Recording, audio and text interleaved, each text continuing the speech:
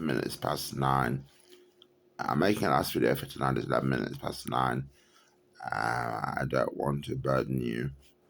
I've been thinking and trying to understand. Paul said Christ gave 7 spirits, and if he was generous, there would be an 8. And God only knows what it means. We know from Revelation there's 7 spirits to God, and at least a few of the Old Testament prophets say that. I don't know which ones, I can't remember. I will tell you a few things. Properly read, the book of Psalms is divided into parts. I can't remember how many. I think there's 7 parts to the book of Psalms. Book 1, book 2, book 3, book 4, book 5, book 6, book 7. And if you read from a certain place, you see, you can't be specific who wrote what. Now, David is said to have put the book of Psalms together and written them in the same way as Solomon wrote Proverbs. But both David and Solomon would have gathered songs and wisdom from the scriptures and people. And Solomon couldn't have been wise for no reason. He married, and so he had 1,000 wives and concubines. And how many ambassadors would have been at his court? And how many kings would he have met? And that's why, one of the reasons why he's so wise, he'd have been able to read in different languages as well as his own. And David, the same thing, to an extent, not as much as Solomon.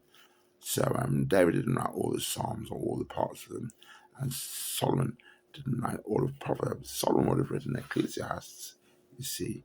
But one thing I will say is some of the Psalms are not written by David, they're written by people before him, and kings that followed.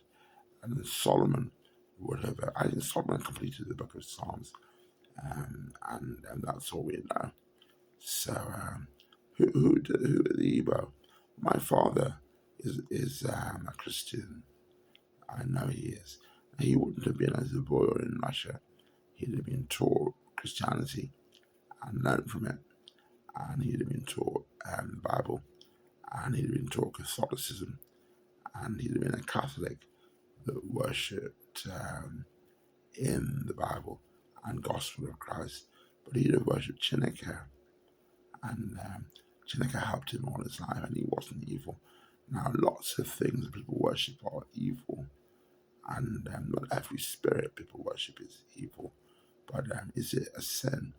Now, Deuteronomy said that the Holy One was given 10,000 spirits that he gave to man to rule over every tribe. So, what does that mean? Well, the Indians worship Lord Shiva, but not all of them. Some of them. And is Lord Shiva evil? Well, it's said that Lord Shiva is a spirit like Chineke. So, if you read Deuteronomy, when did Moses live? See, before Indra, Moses. And so, Chineke to Igbo, Shiva to people in maybe Dallas in India. So, what am I saying? I'm saying this: my father's a Christian, he will go to heaven. He will. But he's become a Christian over a period of process. He began with the teaching, but he continued. But he couldn't have worshipped Christ and done the things he did. Now, why? It's not because he couldn't have been a Christian. He was a Christian. But if he had just said he worshipped Christ, what good would it have been? You see, people just throw shit in your face. He just said that in Isaiah that they will pick up dog dung and throw it at people. But not all rulers are Christians. And you could say that black and white, but how many black people are Christians? Now, certain books in the Bible don't talk about Christianity because Exodus has nothing to do with Christianity. It is just to say they're God's people and take them out. And the whole of the Kings and Chronicles, everything to do with Israel is like God's people, take them out. But not every Old Testament book, because Ezekiel is not. Ezekiel divides people and says, this is the curse on Tyre, this is the curse on Cush, this is the curse on Israel, this is the curse on Lebanon, this is the curse on Egypt, this is the curse on Assyria. So everybody is cursed. And it talks about the prophet and Dan. And so that is more appropriate. The Old Testament is, as is the Gospel, as is Revelation, and the letters is all the same. God could say the world can't have democracy because people sin. There's homosexuality, there's promiscuousness, there's sex changes, there's hatred, there's envy, there's lust, there's greed. So he could reorganize the world. And why? Well, it said that Jesus was mistaken for a gardener, and Adam was told to be a gardener. So God isn't a gardener, but it said he planted a garden, he created the earth.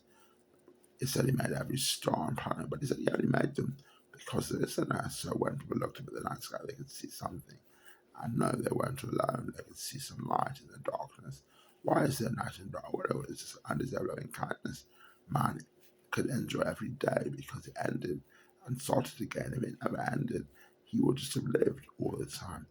And it would have been okay maybe in Eden, but Adam slept and woke up. It was just how God made him. He gave him two arms, not six, and one head, not two or three, and the head on top of his shoulders, not in his chest.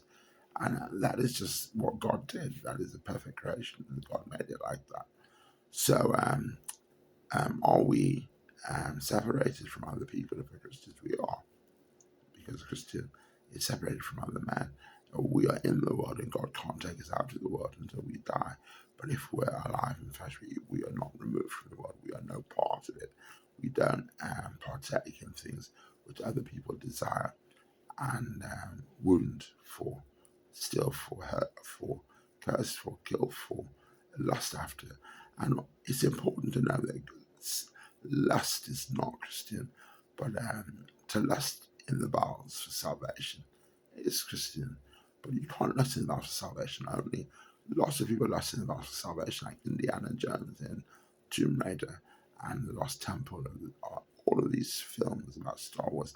That is to lust for life, like Van Gogh, but it is evil.